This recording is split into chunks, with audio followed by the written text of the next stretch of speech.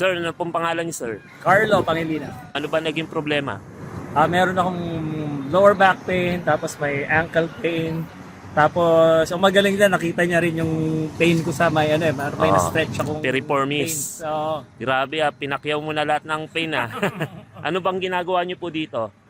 active kasi, nagsusurf ako tsaka tumatakbo. Kaya siguro doon ko nakuha yun. Okay. So, kamusta naman po yung naging session niyo po? Sobrang effective.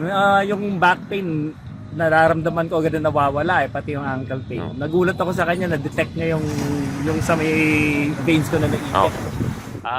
Ano pong yung totoong nasa isip nyo, yung nakita nyo nung hinilot kayo, may mga gamit na ganong tools? Well, una, natatawa ako.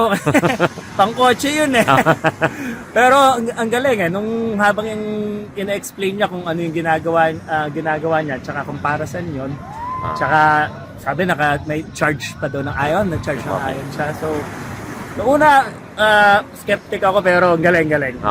Parang sinabi din ng isa kanina Ito siya. Ito yan. Ang tawag, Enigma. okay. Enigma tools. Ayan. Yan po yung ginagamit namin na panggagamot sa iba't ibang klase ng sakit ng katawan. Ay, bumili na kayo. Siguradong bibili ko nito. Sige po, salamat po.